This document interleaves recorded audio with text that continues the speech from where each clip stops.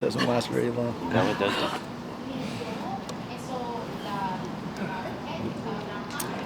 Well, first of all, the prevailing narrative after this last match was we're going to fight, we're going to try and get whatever we can. How have you seen that manifesting this week, and how is it going to manifest in the match on Saturday? Yeah. In training, it's been some of the most competitive, intense training sessions with this particular group. I think a lot of credit to the player leadership group. They all met together as a collective and says, hey, we're in this position and we need to, compete, fight. That's the word I use, but you can use the word compete, be ultra aggressive, plenty of words you can use. And we starts in training and those habits carry into the game. And, that's will put us in the best position to hopefully earn 3 points. If that's missing, then it's going to be difficult.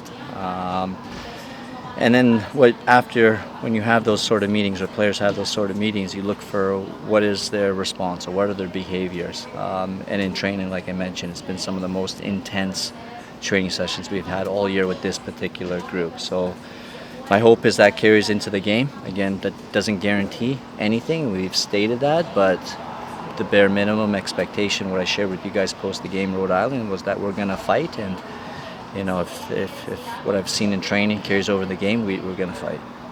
You say with this particular group, so you're comparing it to previous years or just earlier this year? No, this group is, I'm comparing it year after year. Again, as I mentioned, and I stand by everything I say, it's probably the nicest group of players I've worked with, and I say that in preseason, and it's true, it's probably the nicest group. But I've challenged them. I expect to see more fight, more grit, more intensity in those challenging moments. Maybe going a goal down, missing a tackle, missing a shot. That's where the fight, that intensity, I want to see, and I want to see it more consistently. And my hope is that we see it this weekend.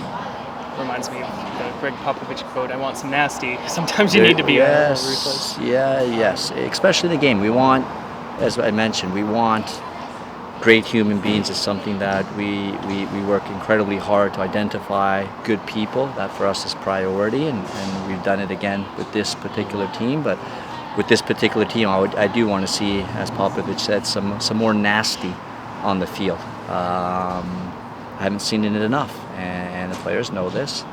I do think deep down inside they have it within. Obviously, there are some players that do have it naturally.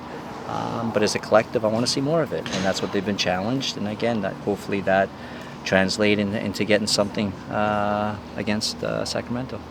And looking at Sacramento, you guys, it's been 6 weeks since you last faced them. Obviously, almost got away with a result there in California. What are you looking for this weekend that you guys need to target to get really a win, not just a result? Taking a page out of our old book.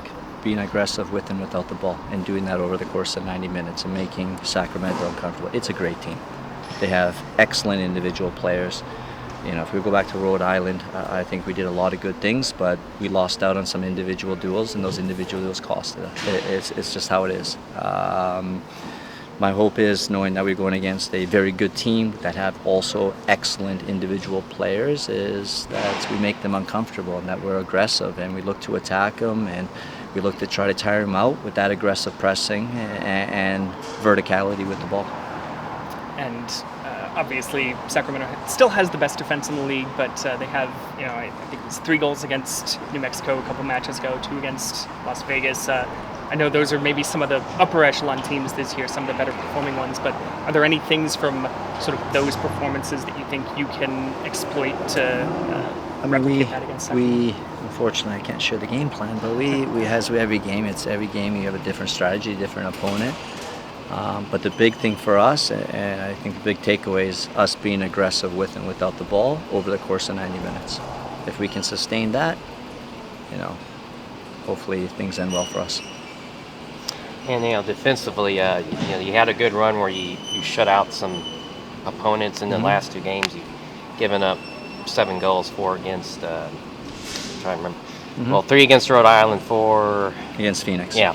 Okay. Thank you for reminding me. Yeah, well, I was gonna say you don't want to remind. So what? I know, and then That's okay. but defensively, what are you looking to do to tighten up or to fix so that you don't give up that many goals in the game match? Again, we don't go in saying it's going in trying to win the game, and sometimes it's a 1-0, or if it means 5-4, it means 5-4. You know, it's we have to be aggressive, and that's been the message so far in training. That's been the case. That's for a coach. That's what you want to see, and the hope now tomorrow's session it's the same level of intensity and aggressiveness, and then carry into the game. And if they can do that over the course of 90 minutes, you know, whatever that outcome is, will be. I guess player-wise, injury-wise, are you expecting any players to be available for selection this week who've been on injury list? I'm unsure. We always have injuries, so it's, Okay. we'll see till tomorrow. I'm just unsure at this moment because again, we have one more training session, and based on what history has told us in this year, it's injuries happen Yeah. Okay. in warm-ups. So it happens. Yeah.